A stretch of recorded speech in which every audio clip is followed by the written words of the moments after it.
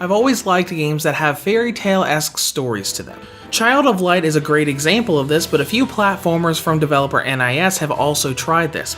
If you recognize titles like The Firefly Diaries and A Rose in the Twilight, you know what I'm talking about. These games had fairy tale-like stories, often paired with very high difficulty.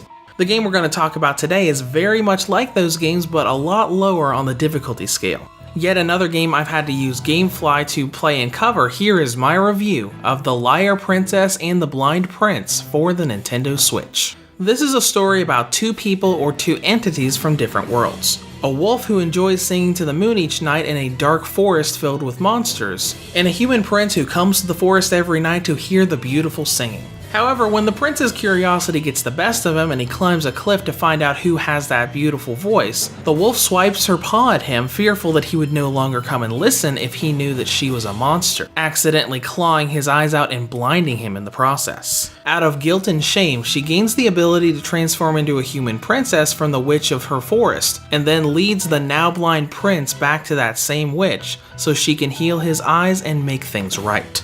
Overall, this game's storytelling is very good. It feels just like a fairy tale, and there's a lot of depth and life lessons in the story's themes of guilt and deception, as the wolf keeps guiding the prince through the forest, trying to make sure he never finds out that she's the monster that blinded him. When it comes to gameplay, this is a 2D platforming game with some action elements thrown into the mix. As you go through each of the game's areas, you're going to be navigating the wolf around while also guiding the prince and keeping him away from obstacles and hazards. This game handles progression in a pretty linear way. You get sets of stages that start with little story content and story scenes, and then you gain control of the wolf or princess. You navigate through each stage by platforming around and finding a path to the stage's exit and then making it as hazard-free as possible so you can bring both you and the prince and go to the next stage. The way you do this is by swapping transformations. At any time, you can change between princess form and wolf form, and each one has different abilities. The princess can be killed by anything and everything, but is the only way to have your cutesy little hand-holding gesture with the prince and guide him through the stage.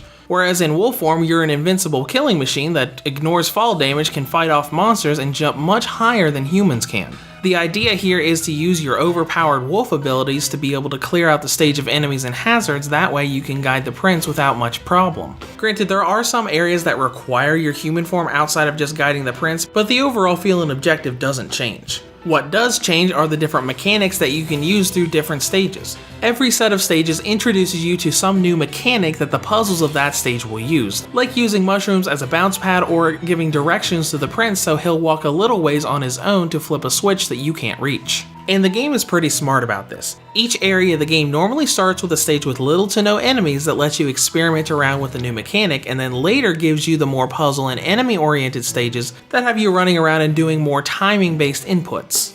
This nice balance of story and mechanics stays with you for the entire game, at least until the final stage. That's when things really start to fall apart.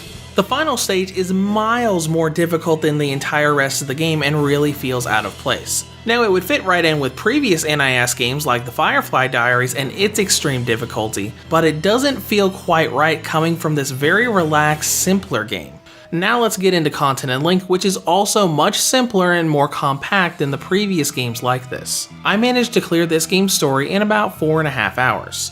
The main problem here is the lack of replayability. In this game, all that unlocks with collectibles is concept art. You've already got the true ending when you clear the game for the first time, so there's not that much incentive to go back and replay the game unless you really want to see all of that different art. Now let's dive into presentation. Visually, the game looks very pretty, and the hand-drawn style really fits the fairy tale theme. It also looks the same in docked and handheld mode, so you don't have to worry about it looking a little blurry when you undock your Switch. Now in terms of performance, I have no complaints. So let's get right into battery life, which I expected to have a good amount of. On the original Switch model, the Liar Princess has a battery range of 2 hours and 46 minutes on high settings, up to 3 hours and 54 minutes on low settings. And on the V2 or Redbox model, it has a battery range of 5 hours and 14 minutes on high settings, up to 5 hours and 56 minutes on low settings. Now, in conclusion, this is a great Fairy Tail-esque game that has an adorable story in a much more user-friendly format than the last two games NIS made in this style. Now, the downside, it's not very long, and the final mission really disturbs the game's balance. But if you can find it on sale and deal with that tedious final stage, it's a wonderful little fairy tale for you to play through on your Switch. Reviews to Go rates The Liar Princess and The Blind Prince for the Nintendo Switch an 8 out of 10. If you have any comments or questions, feel free to leave them below. Thanks for watching and have a great day.